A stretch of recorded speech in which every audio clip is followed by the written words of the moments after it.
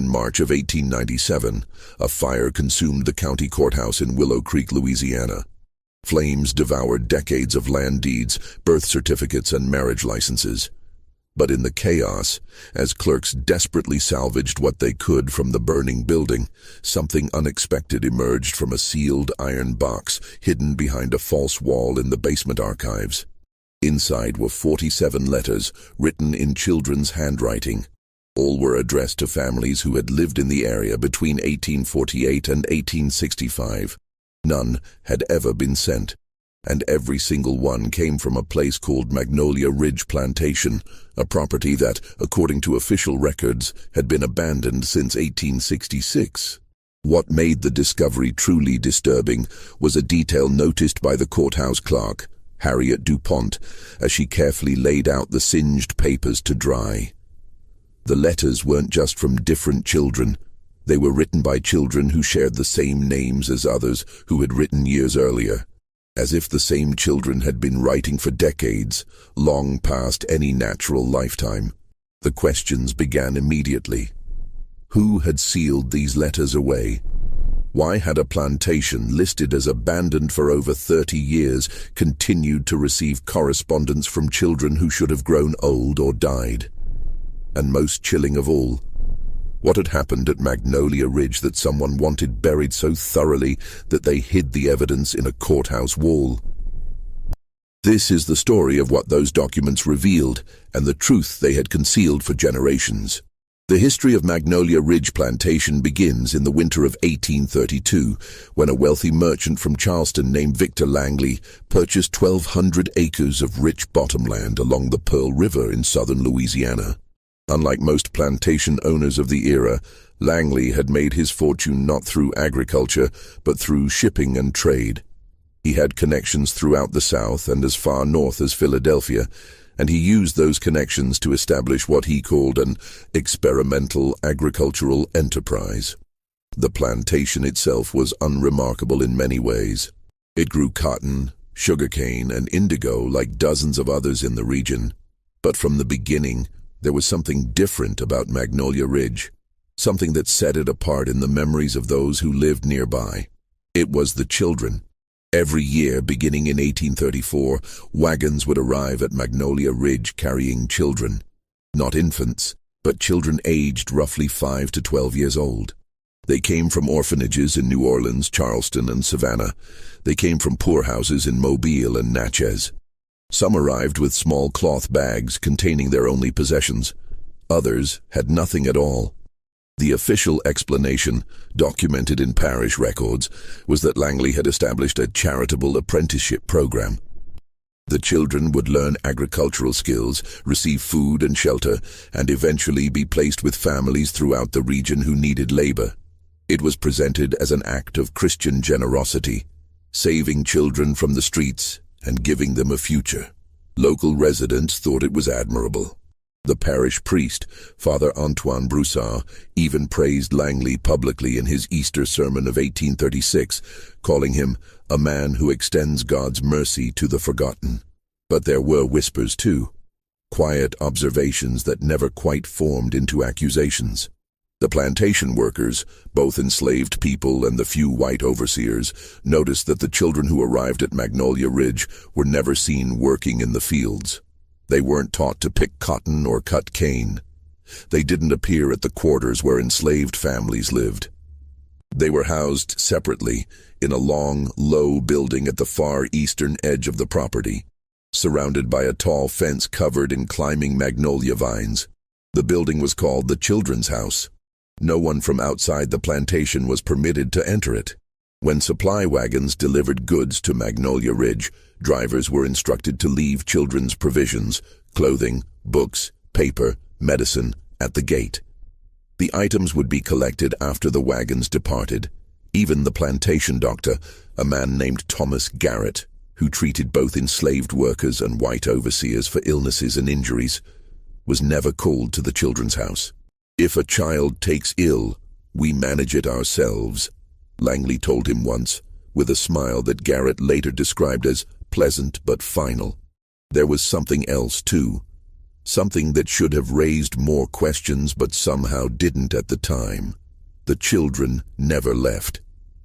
According to the records Langley submitted to the parish each year, children were regularly placed with families or apprenticed to craftsmen in surrounding counties. The paperwork was meticulous. Names, dates, destinations. Everything looked legitimate. But no one in Willow Creek or the neighboring towns could remember actually seeing children from Magnolia Ridge being taken away to new homes. No one recalled families arriving to collect them. It was as if they simply vanished into the children's house and then, on paper, reappeared somewhere else entirely. In 1842, a woman named Dorothy Hinton traveled from Natchez to Magnolia Ridge. Her younger sister, a girl named Emma, had been sent to the plantation 2 years earlier from a Natchez orphanage after their mother died of fever. Dorothy had saved money from working as a seamstress and wanted to visit Emma, perhaps even take her back to Natchez if Langley would permit it. She was turned away at the main gate. Langley met her personally, dressed in an impeccable gray suit, his manner cordial but immovable. He explained that Emma had already been placed with a family in Baton Rouge, a kind couple who owned a dry goods store and needed help minding their younger children. He showed Dorothy a document with official-looking seals. He even offered to write to the family on her behalf. Dorothy accepted the letter and returned to Natchez reassured. But 3 months later, when she received no reply, she wrote directly to the parish clerk in Baton Rouge, asking for information about any dry goods stores that might employ a girl named Emma Hinton. The clerk responded that no such business existed, and no family by the name Langley had provided could be found in the parish records. Dorothy wrote to Langley demanding answers. She received no response. She wrote to the sheriff of Willow Creek. Her letter was filed but never investigated. Years later, in the documents discovered after the courthouse fire, investigators found Dorothy's original complaint, stamped with a single notation in faded ink. Matter resolved. Petitioner satisfied. There was no record of any resolution, and no evidence Dorothy Hinton had ever written again. Now here's what you need to understand about Magnolia Ridge to appreciate what came next. The plantation wasn't isolated. It stood along a relatively well-traveled road between Willow Creek and the river docks. People passed by it regularly. Merchants, travelers, riverboat workers. And yet for nearly 2 decades, no one truly questioned what happened behind that magnolia-covered fence. Part of the reason was Langley himself. He was careful. He contributed generously to local churches, sponsored community events, and made friends with influential men. He never drew attention to the children's house. He simply ran his plantation, paid his debts, and maintained the appearance of a benevolent, if private, gentleman. But there was another reason, darker and more human. People saw what they wanted to see. They preferred the story of the generous merchant saving orphans to the uncomfortable questions that might have followed if they looked closer. That willful blindness would haunt the region for generations. Now, if you're wondering how all of this connects to the letters found in 1897, the ones written by children decades after they should have grown up, we need to move forward to the year 1861. The Civil War changed everything in Louisiana, as it did across the South. Cotton prices collapsed, trade routes were severed. Plantations that had thrived for decades found themselves struggling to survive. Magnolia Ridge was no exception. Victor Langley, now in his 60s, continued to operate the plantation, though on a much smaller scale. Fewer wagons arrived with goods. Fewer workers remained on the land. But curiously, the wagons carrying children still came. Even in 1863, at the height of the war, when Union forces controlled New Orleans and supplies were scarce throughout the Confederacy, records show that at least 3 transports of children arrived at Magnolia Ridge from an orphanage in Mobile. Why would an orphanage in a city under siege send children hundreds of miles to a failing plantation in the middle of a war? That question would become central to the investigation decades later. In April of 1865, just days after Lee's surrender at Appomattox, Victor Langley died. The official cause, recorded by a traveling physician who happened to be passing through Willow Creek, was listed as Apoplexy, what we would now call a stroke. He was found in his study, slumped over his desk, a pen still in his hand. The plantation passed to his nephew, a man named Marcus Langley, who lived in Mobile and had visited Magnolia Ridge only a handful of times. Marcus arrived in May of 1865 to survey his inheritance. What he found troubled him deeply, though the exact nature of his concerns wouldn't become clear until much later. He stayed at the plantation for exactly 6 days. During that time, according to testimony later given by one of the remaining overseers, Marcus spent hours in the children's house, examining records, speaking with the caretakers, and walking the grounds with a look of visible distress. On the 6th day, he locked the children's house, dismissed all remaining staff with severance pay, and left Magnolia Ridge. He never returned. In June of 1866, Marcus Langley sold the entire property, buildings, land, equipment, to a timber company based in Baton Rouge for a price far below market value. The sale contract included one unusual stipulation: the children's house and the acre of land surrounding it were to be left untouched. The building was to remain locked, and no one was to enter it for any reason. The timber company agreed. It was a strange request, but the land was valuable enough that they didn't argue. For the next 30 years, Magnolia Ridge Plantation ceased to exist as a working property. The fields grew wild. The main house slowly deteriorated. Timber crews cut down trees on the western sections of the land, but avoided the eastern edge where the children's house stood, now barely visible behind decades of unchecked magnolia growth. And there the story might have ended, lost to time and overgrowth, if not for the fire in 1897. When Harriet DuPont, the courthouse clerk, first examined the letters found in the iron box, she assumed they were simply old correspondence that had been misfiled. But as she read them, the strangeness began to reveal itself. The first letter was dated July 14th, 1848. It was written in a careful, childish hand on thin, yellowed paper. The letter read, "Dear Mama, I am at the plantation now. Mr. Langley says I will learn many things here and that you should not worry. The house is big and there are other children. We have lessons every day. I miss you. Please write to me. Your daughter, Sarah." Simple, heartbreaking in its innocence, but nothing particularly unusual. The second letter was also from a Sarah, dated November 3rd, 1852. "Dear Aunt Margaret, I have been here 4 months now. Mr. Langley says I am progressing well in my studies. There are 15 of us in the house. We are not allowed outside the fence, but we have a garden. I would like to see you again. Please come visit. Your niece, Sarah." Harriet noticed the surname. Both Sarahs had written Sarah Colby. The third letter, dated March 19th, 1859, was also signed Sarah Colby.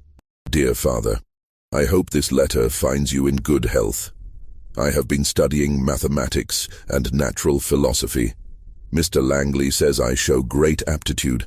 I do not understand why I cannot receive letters from you, but I am told the postal routes are unreliable. I remain your loving daughter, Sarah." Harriet laid the 3 letters side by side. The handwriting was different, clearly written by different people. The circumstances described were different, but the name was the same, and the tone of each letter held the same unsettling quality: polite, educated, completely unaware that anything was wrong. As Harriet continued through the letters, the pattern became undeniable. There were multiple letters signed by children named Thomas Reed, spanning 1850 to 1864. Several from a Mary Brennan, written between 1853 and 1862. 4 from a boy named William Cross, dated across a 9-year period. Either the same children had been writing for impossibly long stretches of their childhoods without ever aging beyond 12 or 13, or, the more disturbing possibility, different children were being given the same identities, one after another, writing letters to families who had no idea their own children had been replaced.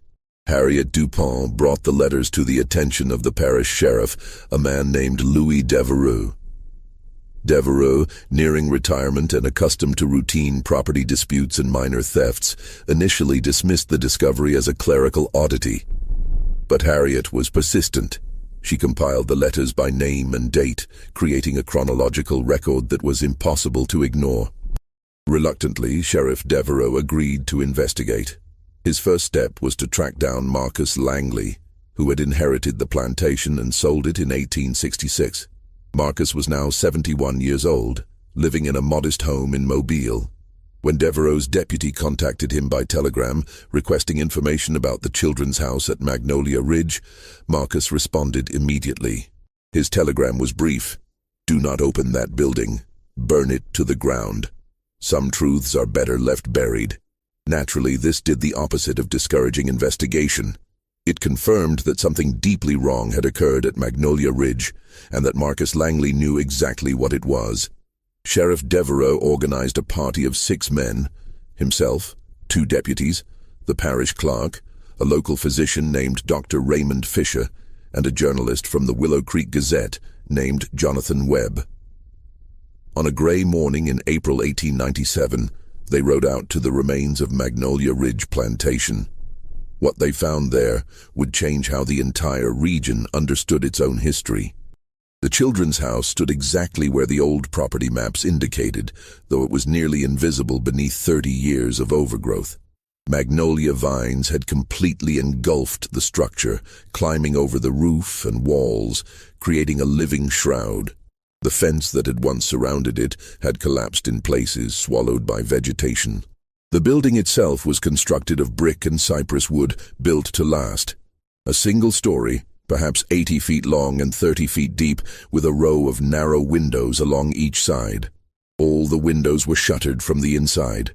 The front door was secured with a heavy iron padlock, rusted but still intact. Sheriff Devereaux broke it open with a pry bar. The smell that emerged when the door swung open was overwhelming. Not of decay, but of mustiness, of air that had been sealed away for decades. Dust hung thick in the shaft of light that cut through the doorway. The men hesitated, then stepped inside.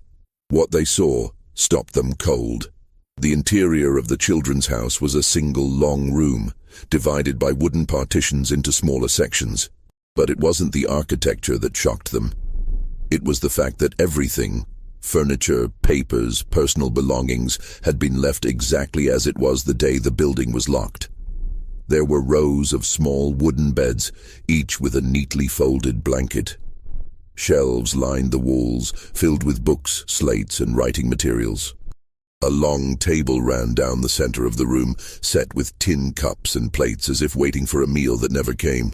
Children's clothing hung on pegs. Shoes were lined up beneath the beds, arranged by size. It looked like a schoolroom, or perhaps a dormitory. Orderly, almost peaceful.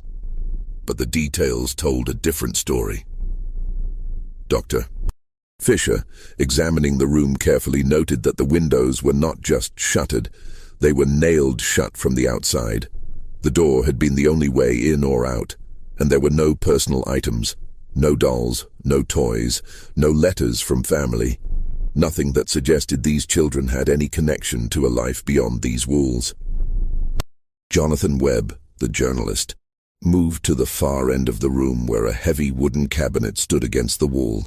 He opened it and found what would become the most important discovery of the investigation: a complete record system, meticulously maintained, documenting every child who had passed through Magnolia Ridge from 1834 to 1865. The ledgers were organized by year. Each entry included a child's original name, age at arrival, physical description, and origin. But beside many entries was a second notation, written in a different hand, reassigned. And next to that, a new name: Emma Hinton. The girl whose sister Dorothy had come searching for in 1842 was listed as arriving in June of 1840, age 8, from Natchez Orphan Asylum. Beside her name, reassigned, Sarah Colby, June 1840. The Sarah Colby, who had originally arrived in 1835, a different child entirely, was marked with a single word in the margin: graduated. The investigators stood in silence, piecing together what the ledgers revealed. Children arrived at Magnolia Ridge with their own names and identities. Those identities were then stripped away and replaced. A child who arrived as Emma became Sarah. Another who arrived as Ruth became Mary. And when a child graduated, a term that appeared again and again in the records, they were replaced by a new child who assumed their identity. It was a system of serial replacement, operating continuously for over 30 years. But the most disturbing question remained unanswered. What did graduated mean? Where did those children go? The ledgers provided no explanation. The last entry in the final volume was dated March 1865, listing a boy named Peter who had arrived from a mobile orphanage. Beside his name, reassigned, Thomas Reed. And then, in the margin, a notation that appeared nowhere else in the records. Final rotation. Program concluding. Sheriff Devereaux ordered the rest of the building searched thoroughly. In a smaller room behind the main hall, they found additional documents, lesson plans, daily schedules, dietary records, and medical logs.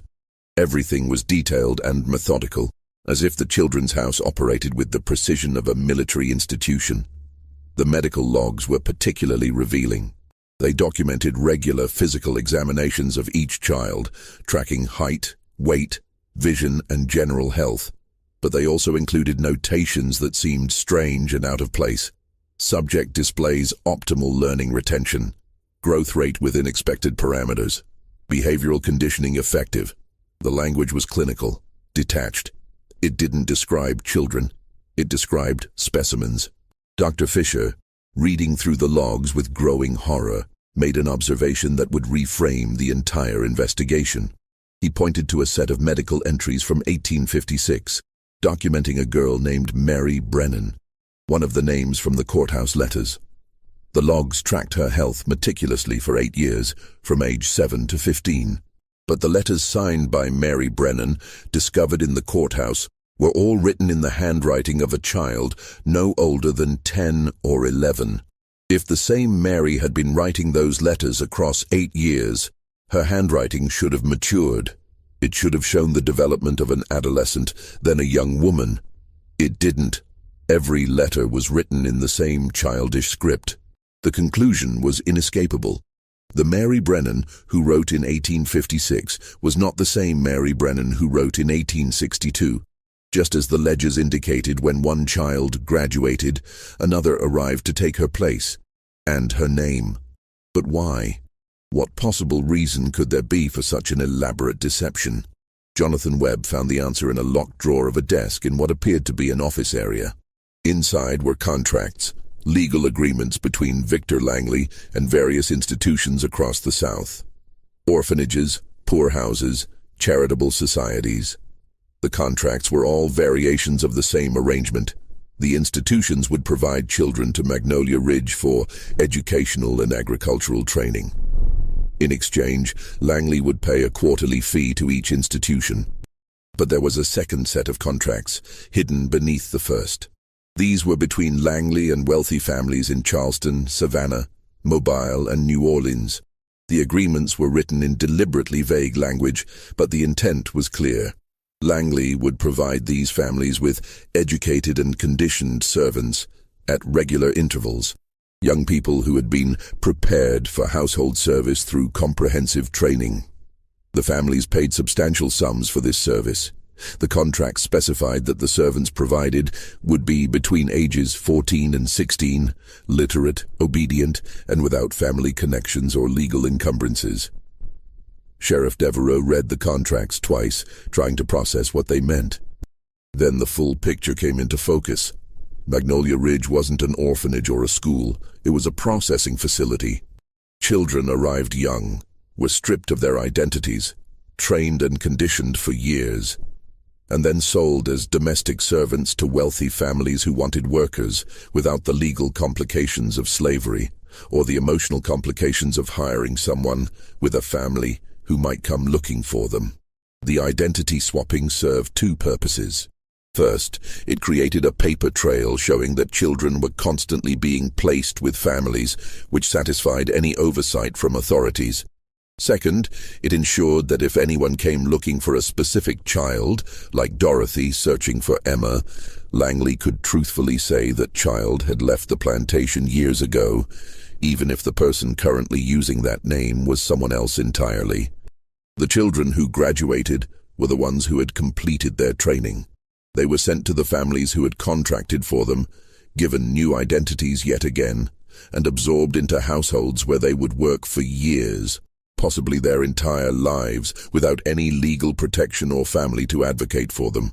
It was trafficking, disguised as charity, and it had operated for over 3 decades, hiding in plain sight, protected by bureaucracy, politeness, and people's willingness not to ask difficult questions.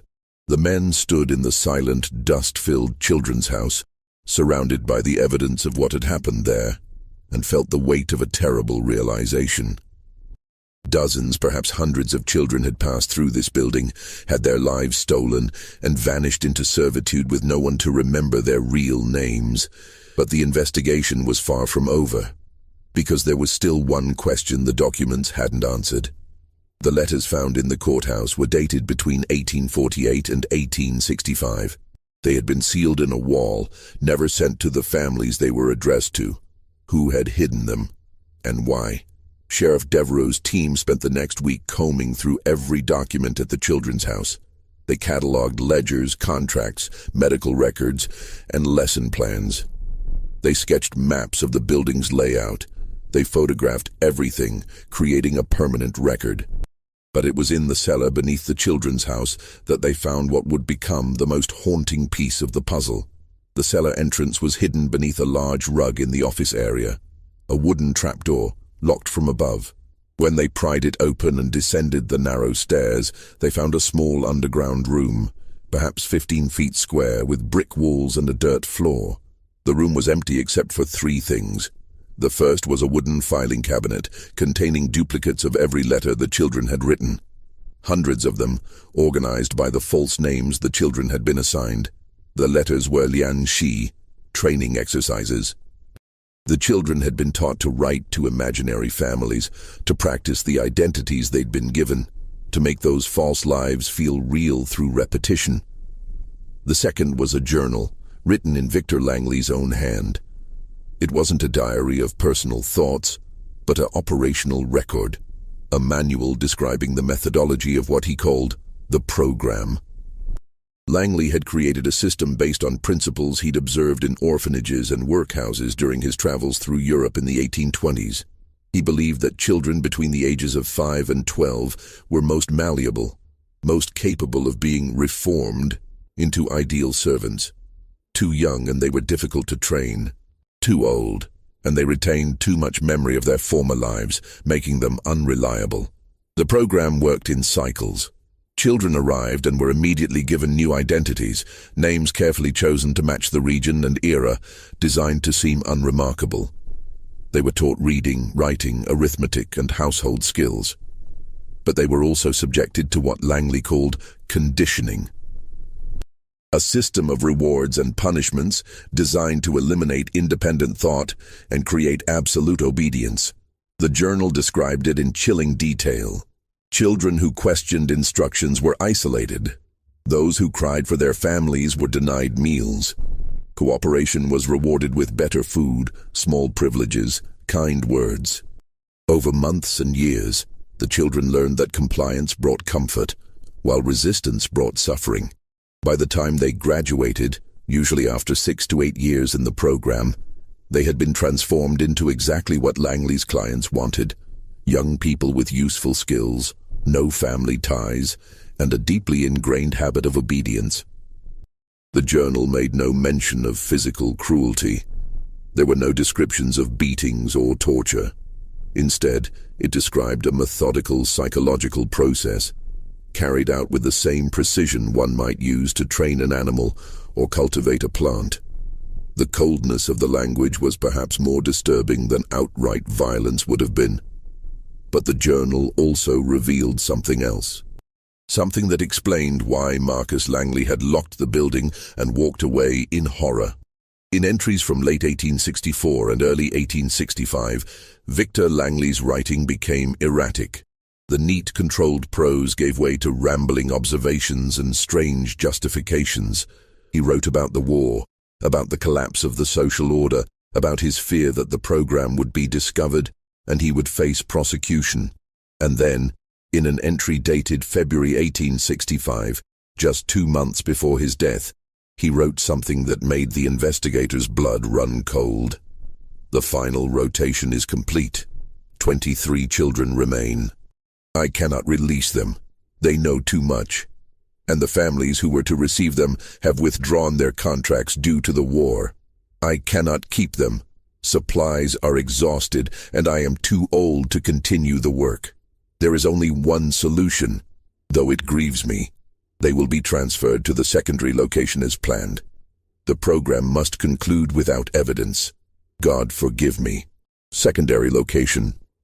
The third thing found in the cellar explained what that meant.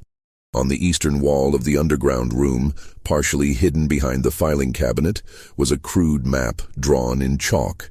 It showed the layout of Magnolia Ridge Plantation, with the main house, the fields, the quarters, and the children's house all marked. But at the far northeastern corner of the property, in an area marked as dense swampland, there was a symbol, a small rectangle labeled simply SL. Secondary location. Sheriff Devereaux felt a sick certainty settling in his stomach. He knew what they were going to find. 2 days later, the investigative team, now expanded to include the parish coroner and 3 additional deputies, made their way through the overgrown northeastern section of the former plantation. The land there was low and marshy, prone to flooding, dense with cypress and tupelo trees. It was land no one would ever farm or build on, land where something could be hidden and forgotten. It took them 4 hours of searching, wading through ankle-deep water and pushing through thick vegetation before they found it. A clearing, roughly 30 feet across, on a slight rise that kept it above the waterline. The ground there was different, disturbed, settled in a way that suggested it had been dug and refilled. And at the center of the clearing stood a stone marker, weathered and covered in moss, with a single word carved into its surface. The coroner ordered the site excavated. Over the next 3 days, working carefully, the team uncovered what they had feared they would find. 23 graves, shallow, unmarked except for the single stone. The remains were examined by Dr. Fisher and the coroner. All were children or young adolescents, aged approximately 12 to 16 based on bone development. There was no evidence of violent trauma, no broken bones or signs of struggle. The positioning of the remains suggested they had been buried with care, laid out in rows, each wrapped in cloth. Chemical analysis of soil samples, conducted later by a chemist in Baton Rouge, detected trace amounts of morphine and laudanum, common medications of the era, both of which could be lethal in high doses. The conclusion was rendered carefully in the official report. The deceased appeared to have succumbed to deliberate administration of sedative substances, resulting in fatal respiratory depression. Time of death estimated between late 1864 and early 1865, consistent with documented records. In plain language, they had been poisoned. Quietly, painlessly, perhaps, but murdered nonetheless. Victor Langley, facing the collapse of his operation and unable to release the children who knew the truth about the program, had killed them. He had ended their lives as methodically as he had controlled them and buried them in the swamp where no one would find them. And then he had returned to his study, continued his correspondence, and died 2 months later, taking the secret with him. The investigation might have ended there, with a clear, if horrifying, explanation, if not for the insight of Jonathan Webb, the journalist who had accompanied Sheriff Devereaux to Magnolia Ridge. Webb had been reviewing the letters found in the courthouse, comparing them to the graves discovered at the plantation. The numbers didn't match. The graves accounted for 23 children. But the letters, the ledgers and the contracts suggested that hundreds of children had passed through Magnolia Ridge over 3 decades. Even accounting for the ones who had been successfully sold into service through the program, there should have been more recent arrivals, children who had come in 1862, 1863, 1864, during the war years when the operation was supposedly winding down. Where were they? Webb returned to the children's house and spent 2 full days searching every inch of the building. He examined floorboards, walls, and ceilings. He checked for hidden compartments or false walls. He found nothing. Then he had a different thought. He went back to the ledgers and looked specifically at the entries from 1861 onward, the war years. He noticed something he'd missed before. The handwriting changed. From 1834 to 1860, all entries in the ledgers were in the same neat, controlled script, Victor Langley's writing. But starting in 1861, a second hand appeared, making entries alongside Langley's. The writing was less refined, more hurried, but still methodical. And in 1863, Langley's handwriting disappeared entirely. From that point until the final entry in March 1865, all records were kept by the second writer. Webb compared the handwriting to documents found in the office. He identified the second writer, a woman named Ruth Nolan, listed in Plantation records as the head caretaker of the children's house. She had worked at Magnolia Ridge since 1852, managing the day-to-day operations of the program, while Langley handled finances and contracts. If anyone knew what had happened to the children who arrived during the war years, the ones who weren't in the graves, it would be Ruth Nolan. Webb spent the next month tracking her down. It wasn't easy. Ruth Nolan had left Louisiana after the plantation closed and vanished into the chaos of Reconstruction. But through property records, census documents, and patient correspondence with clerks across 3 states, Webb eventually found her. She was living in Beaumont, Texas, under the name Ruth Davis. She was 78 years old, working as a housekeeper for a widow.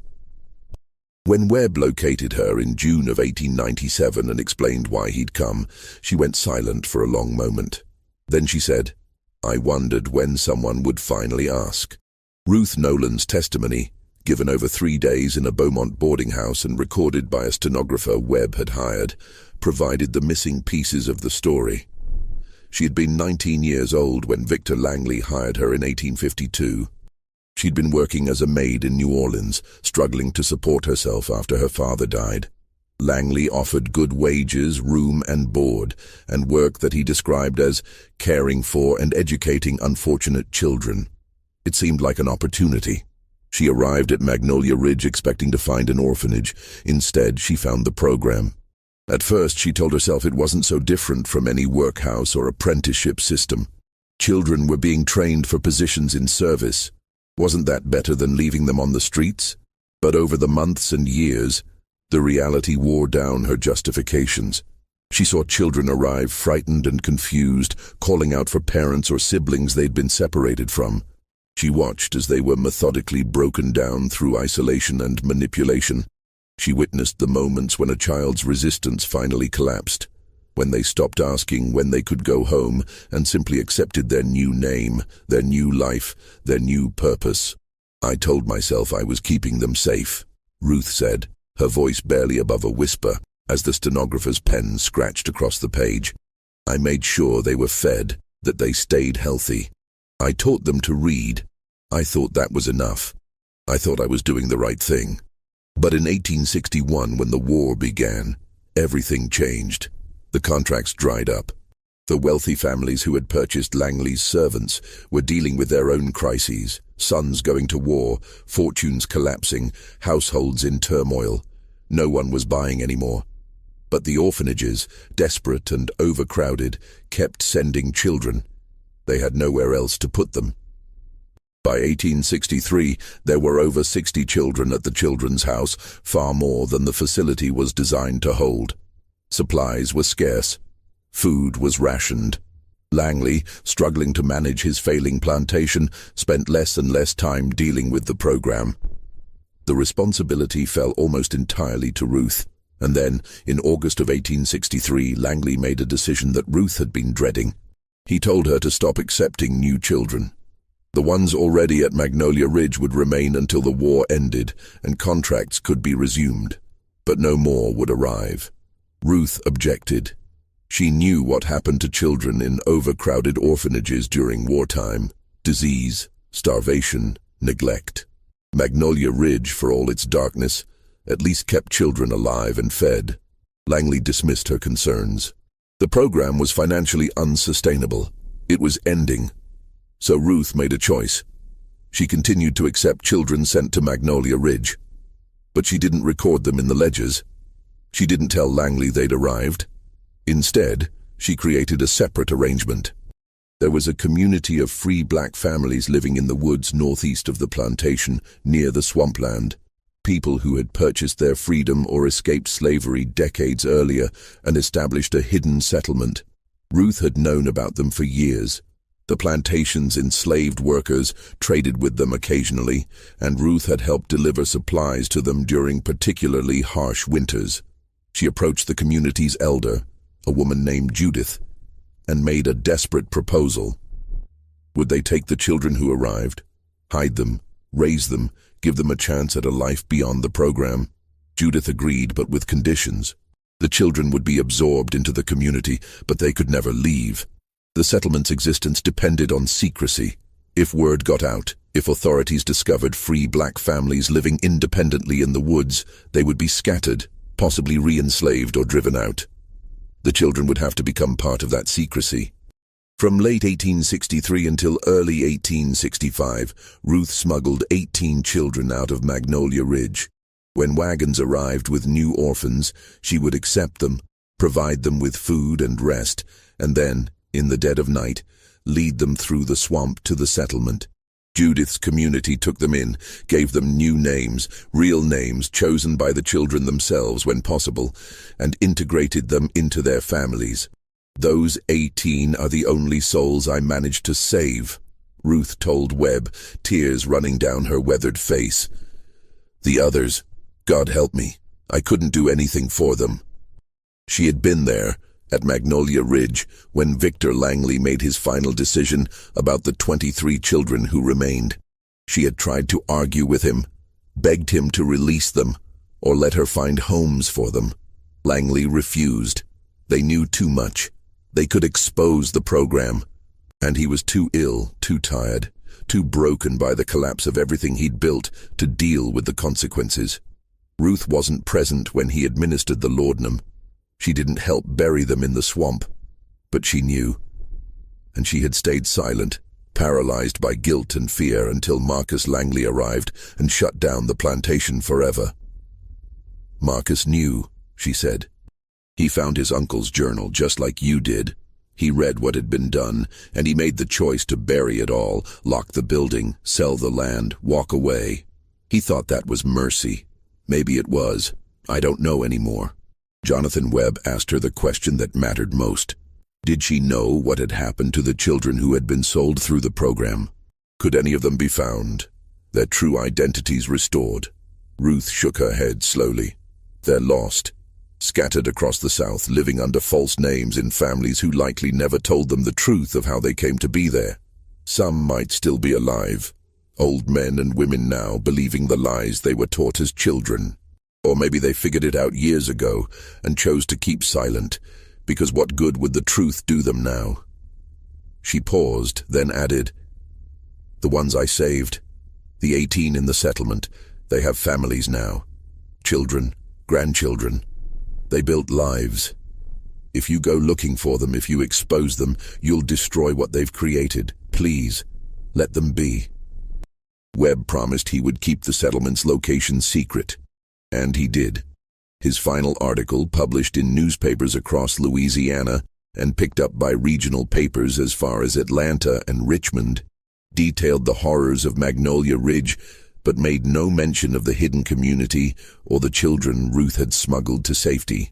Instead, his article focused on a different kind of exposure: the complicity of institutions, authorities, and ordinary people who had allowed the program to operate for 30 years without intervention.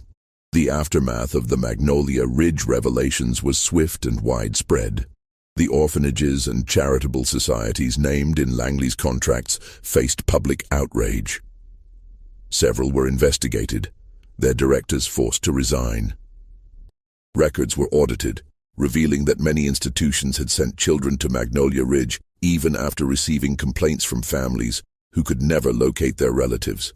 The families who had purchased servants through the program were more difficult to hold accountable. Many of the contracts had been destroyed. Some of the families had died or moved away.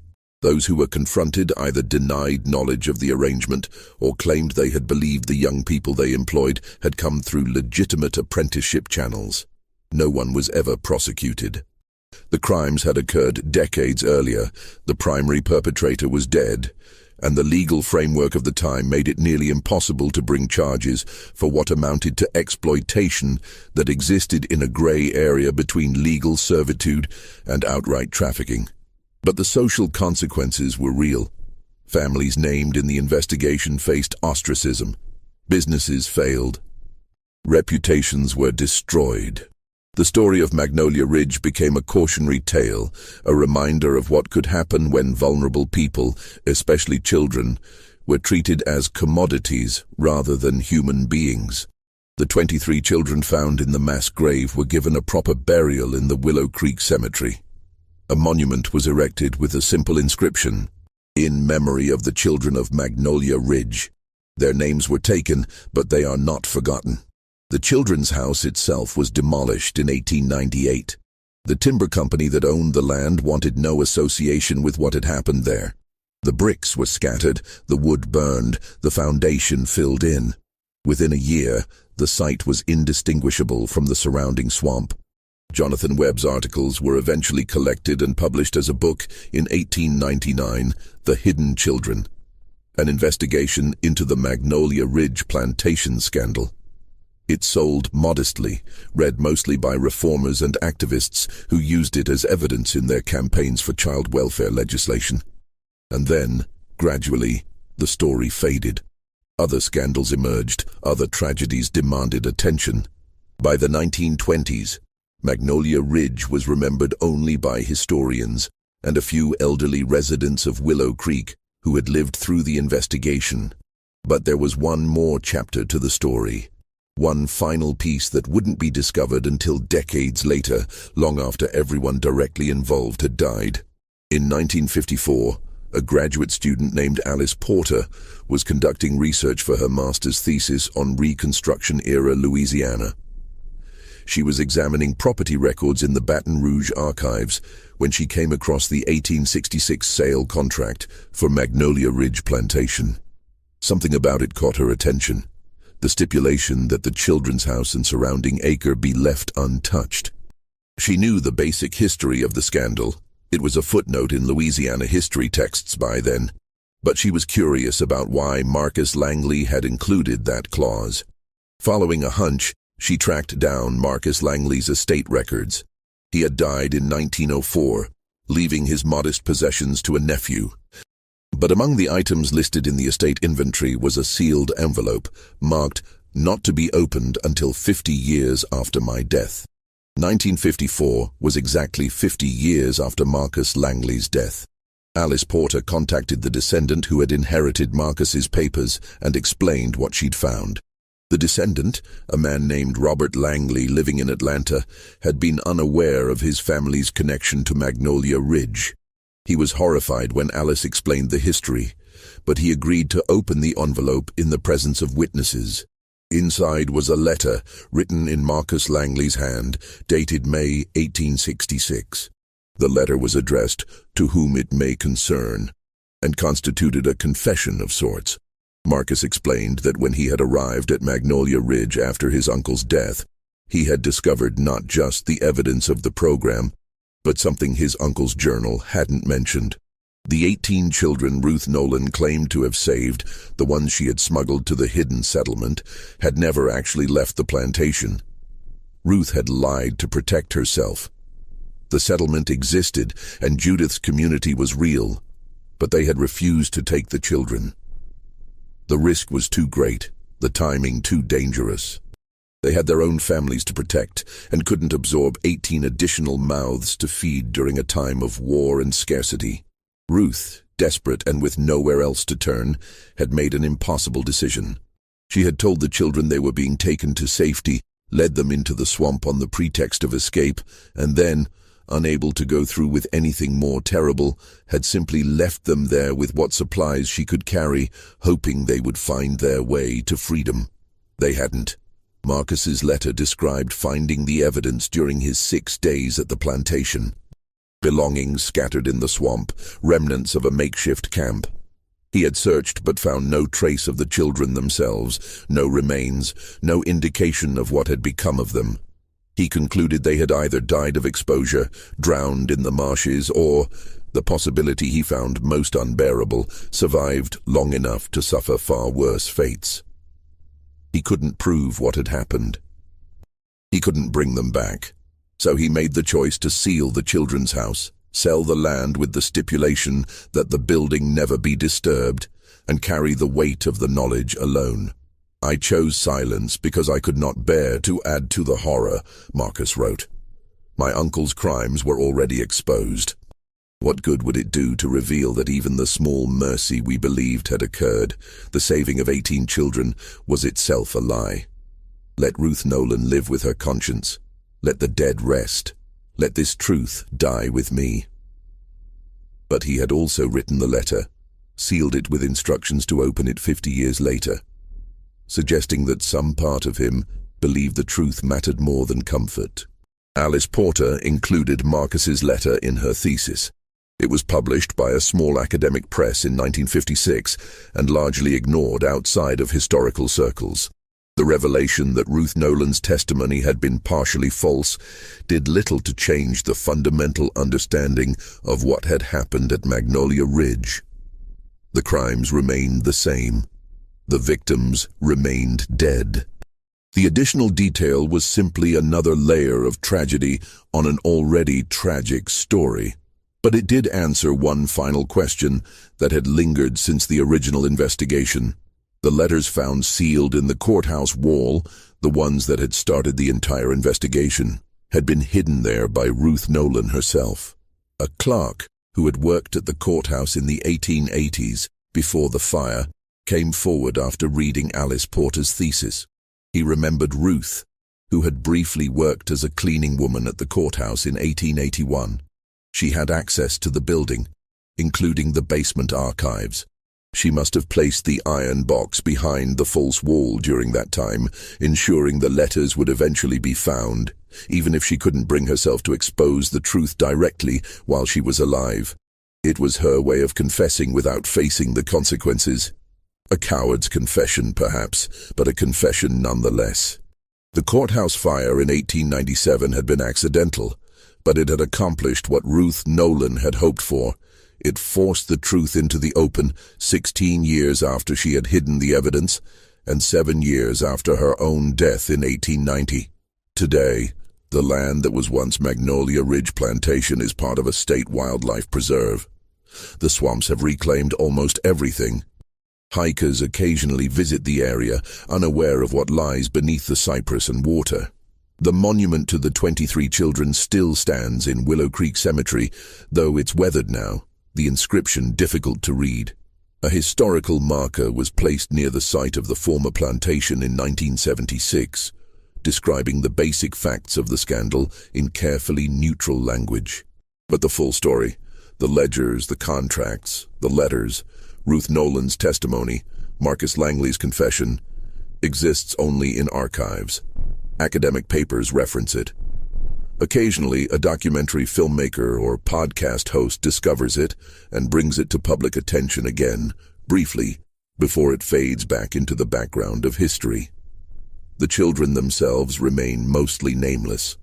Some of their original identities were recovered from orphanage records and cross-referenced with the Magnolia Ridge ledgers, but many of the institutions involved had destroyed or lost their own documentation. For dozens of children, there is no record of who they were before they arrived at the plantation, and the ones who were sold through the program, who lived out their lives under false identities in households across the South, are impossible to trace.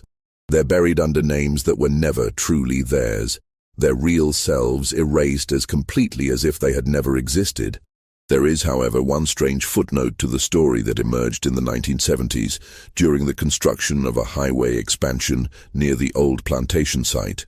Construction crews, excavating through swampland to lay foundation for a bridge, discovered fragments of children's belongings scattered across a wide area of the marsh, pieces of clothing, a few buttons, a rusted tin cup, a child's shoe. The items were dated by archaeologists to the 1860s, consistent with the timeline of Ruth Nolan's smuggling operation. But they also found something else.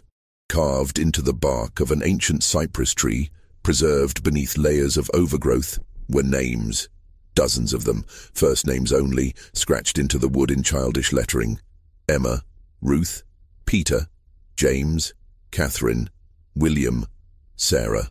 Some matched names from the Magnolia Ridge ledgers. Others didn't appear in any records at all. It's impossible to know who carved them, or when, or why.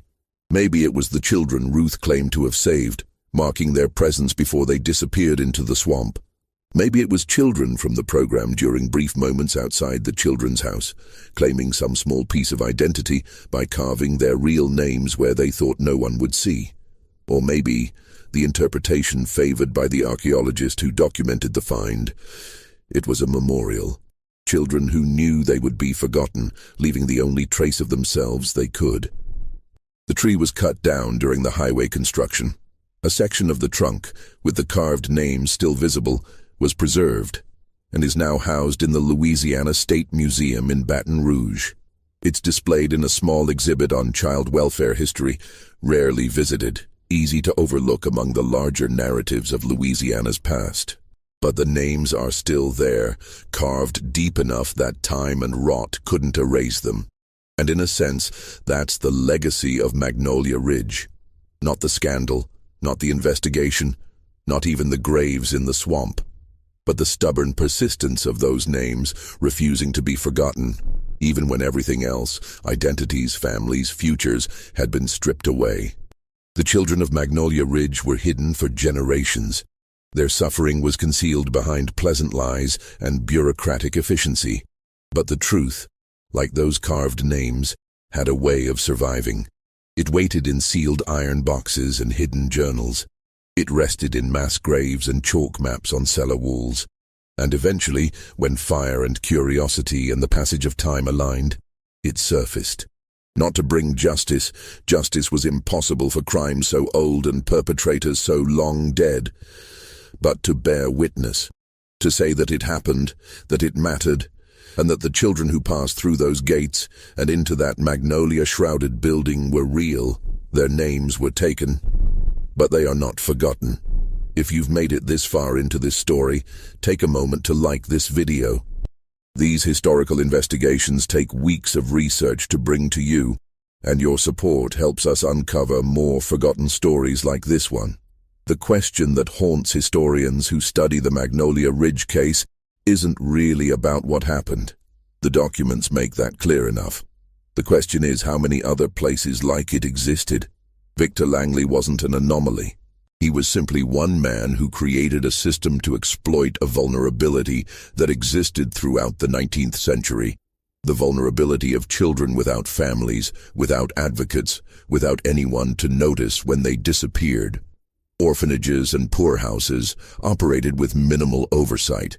Children were routinely placed out or apprenticed to adults with little investigation into whether those placements were legitimate. If a child vanished from an institution's records, there was rarely anyone to ask why. And if someone did ask, a forged document or a plausible lie was often enough to satisfy them. How many other Victor Langleys were operating in the shadows of the 1800s? How many other programs, hidden behind charitable facades, treated children as resources to be processed and sold? The Magnolia Ridge documents provide a rare window into one such operation, preserved by accident and discovered by chance.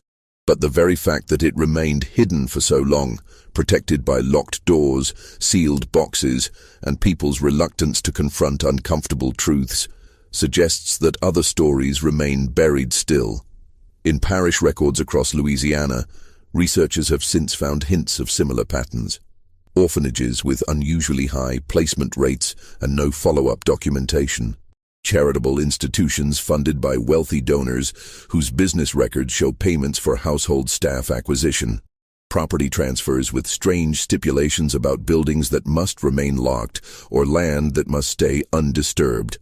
None as thoroughly documented as Magnolia Ridge. None that led to mass graves or revealed such a methodical system. But enough to suggest that Langley's program wasn't unique, just uniquely well documented. That's the truly disturbing legacy of this story. Not that it happened, but that it was allowed to happen, and that it likely happened elsewhere in ways we'll never fully uncover. There's one more detail worth sharing before we close this investigation. Something that didn't make it into Jonathan Webb's original articles or Alice Porter's thesis, but was recorded in the personal notes of Sheriff Devereaux. During the excavation of the mass grave in 1897, the coroner documented each set of remains carefully, creating detailed records of bone measurements, dental structures, and any identifying characteristics. Among the 23 children, one stood out. The skeleton was that of a girl, approximately 14 years old, buried with slightly more care than the others. She had been wrapped in a finer cloth and positioned with her hands folded across her chest. Beside her, tucked into the cloth wrapping, was a small object that had survived the decades underground. It was a locket, tarnished silver, with a broken chain. Inside the locket was a tiny photograph, one of the earliest types, a daguerreotype, protected by the sealed case from complete deterioration. The image was badly faded, but still visible. A young girl, perhaps 8 or 9 years old, standing beside a woman. Both were dressed in simple but clean clothing, both looking directly at the camera with serious expressions. On the back of the locket, engraved in barely legible script, was a name: Catherine Elizabeth. Beloved daughter, Catherine Elizabeth. No surname. Just that. Sheriff Devereaux cross-referenced the name with the Magnolia Ridge ledgers. He found her. Catherine Elizabeth Hayes arrived from Charleston in 1856, age 7, from the Sisters of Mercy Orphanage, reassigned as Mary Brennan 2 weeks after arrival. The girl who had been stripped of her identity, trained and conditioned for 8 years, and then killed when she became an inconvenience, had been buried with the only proof of her real self that she had somehow managed to keep hidden: a locket with her true name and a photograph of the mother she had been taken from. How she had kept it secret through 8 years of the program, through inspections, through the stripping away of personal belongings, through the systematic erasure of her past, is unknown. But she had. And when she died, someone, perhaps Ruth Nolan, perhaps even Victor Langley, in a moment of unexpected humanity, had buried it with her. Sheriff Devereaux tried to locate Catherine's family in Charleston, hoping to at least inform them of what had happened to her. But the trail was cold. The orphanage had closed in 1871. Its records had been lost. The Hayes family, if they still existed, couldn't be found. Catherine Elizabeth Hayes, like so many of the children of Magnolia Ridge, remained lost. Except for that locket, and the photograph inside it, and the name engraved on the back. Small pieces of proof that she had been real, that she had been loved, and that she had fought in her own quiet way to remember who she was. The locket is now part of the collection at the Louisiana Historical Association, stored in a climate-controlled archive in New Orleans. It's been photographed, documented, and occasionally displayed in exhibits about child welfare history in America. And sometimes researchers who come across it in the archives pause and think about the girl who wore it, about the moment when her mother clasped it around her neck, never imagining it would become the only thing to survive her daughter's stolen life, about the strength it must have taken to hide it, year after year, through everything the program demanded. It's a small object, a piece of tarnished silver and a faded photograph. But in the story of Magnolia Ridge, where so much was destroyed and so many were forgotten, it stands as a testament to something that couldn't be completely erased.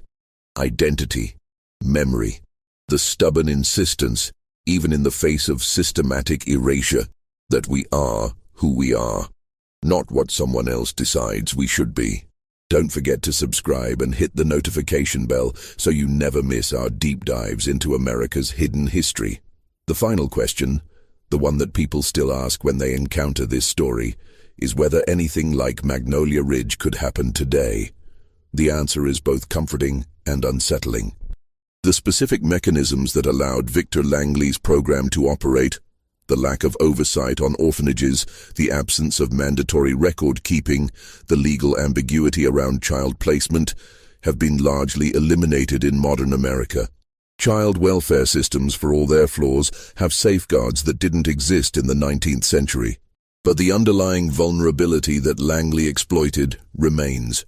Children without advocates, without people who will notice if they vanish, without voices that will be heard if they cry for help, still exist.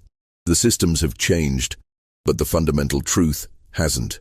When society decides certain people don't matter, when institutions prioritize convenience over conscience, when good people choose not to ask uncomfortable questions, terrible things become possible.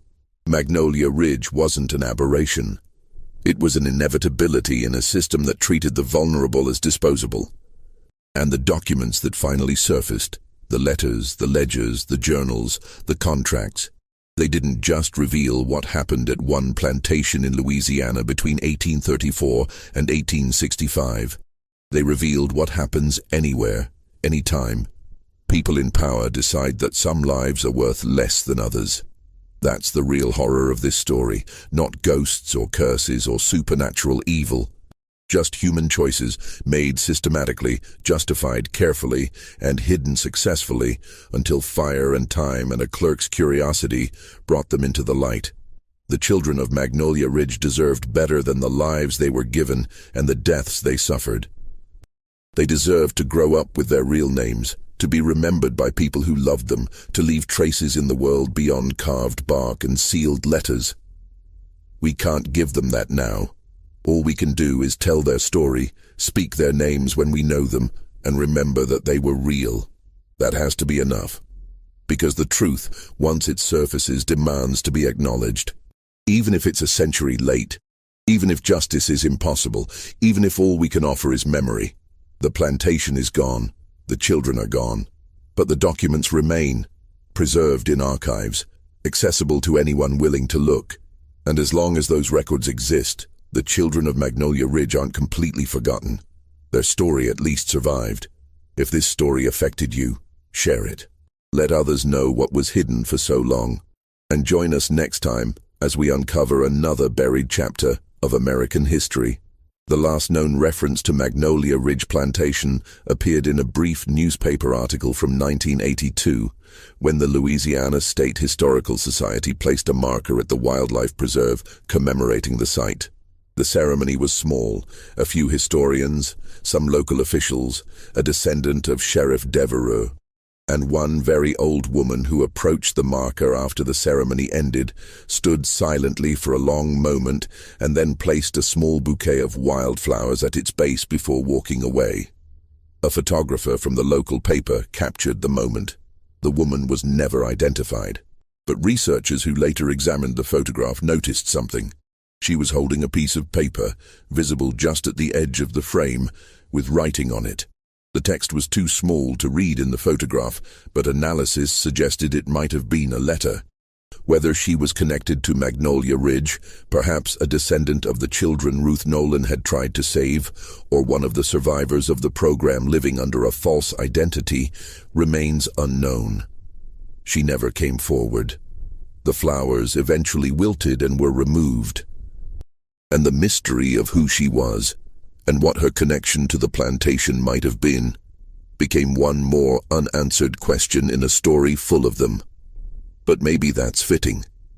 The story of Magnolia Ridge was always about the children who were hidden, the truths that were buried, and the traces that survived against all odds. If one more secret remains, one more piece of the puzzle that never quite fits into place, perhaps that's just the nature of history. We excavate what we can. We document what we find. We tell the stories that the evidence supports. And we accept That some things, some connections, some truths, some final pieces of understanding will always remain just out of reach, visible only in shadows and suggestions. The plantation that hid generations of children is gone now, reclaimed by the swamp that witnessed its darkest secrets. But the documents surfaced, the truth emerged, and the children, stolen and silenced and nearly forgotten, are remembered. Not perfectly, not completely, but remembered nonetheless. And in the end, after everything that was taken from them, perhaps that small act of remembrance is the only justice we can still provide.